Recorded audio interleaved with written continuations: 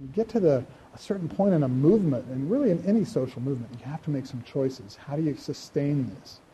How do you take sort of this adolescent movement and how do you move it into old age, or in this case, maybe early middle age? We've got two big questions that I really want to talk about today. And as our semester was going along, and as we were hearing the sort of accumulation of music during our counterculture time period of the 1960s, it occurred to me that there were some sort of fundamental changes in the style of the music.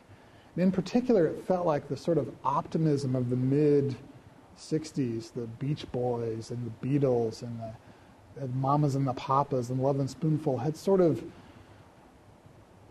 morphed into this darker, more somber style of music, this darker mood that pervaded the later part of the decade and the early part of the 1970s. So the two questions revolve around that. First of all, why did the music turn so dark in the late 1960s and early 1970s? And secondly, why does the music of this era, this time period, continue to be listened to? Why does it continue? How does it continue to speak to people?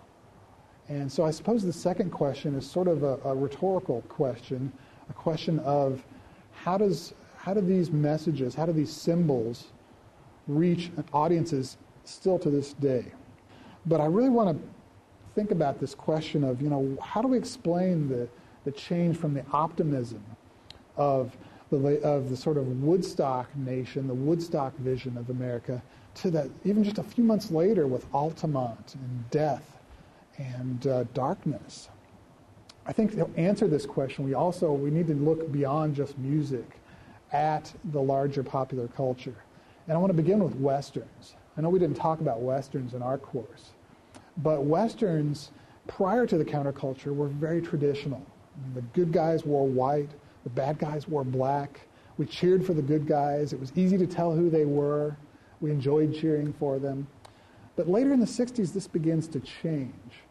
Some critics have theorized that it happened with a film called The Thomas Crown Affair. Supposedly, this was the first time in Hollywood history when evil goes unpunished, and when the bad guys, they seem a little bit more sympathetic.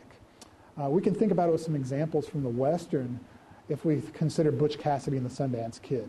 It's a film that a lot of us know pretty well. It starred Robert Redford and Paul Newman, and of course they're beautiful to look at, and they're very charismatic people. So on a sort of common sense level, it's easy to see why we wanted to sympathize with these characters. But they are the outlaws, and it's an interesting turn because it's not that traditional Western. It's not so easy all of a sudden in the late 1960s to know who we're supposed to cheer for.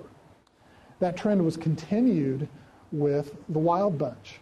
Now here's a film, The Wild Bunch, directed by Sam Peckinpah, from the same general time as Butch Cassidy and the Sundance Kid, around 1968 or 1969. The Wild Bunch is actually set in the 19-teens. This is really strange. Westerns are supposed to be set in the 19th century, sometime after the Civil War, but certainly not in the 19-teens. So consequently, we have things like, we have automobiles showing up in the Western. Now, granted, they're older-looking automobiles, but still, there's sort of a disconnect. There's sort of an anachronism, it almost feels like.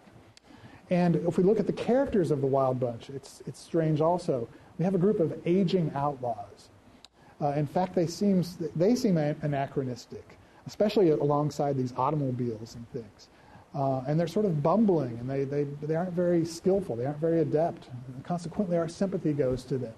So here again, we have inverted the traditional sort of siding with the good guys in favor of the more charismatic, the more sympathetic outlaws. What's going on here? This is sort of a fundamental shift. Furthermore, if you think about it, what were their options? These older outlaws in the 19-teens, what are they going to do for a living? Think about Butch and Sundance. There's a very famous scene where they sort of run out of geography. They're trying to run away from the law and so forth, and they get to the end of this cliff, and there's nothing left for them to do but jump off the cliff. Psychologically, that's the sort of dilemma that a lot of Americans were facing in the late 1960s. What do you do with the counterculture, which was in its own way a sort of attempt to run away from the authorities?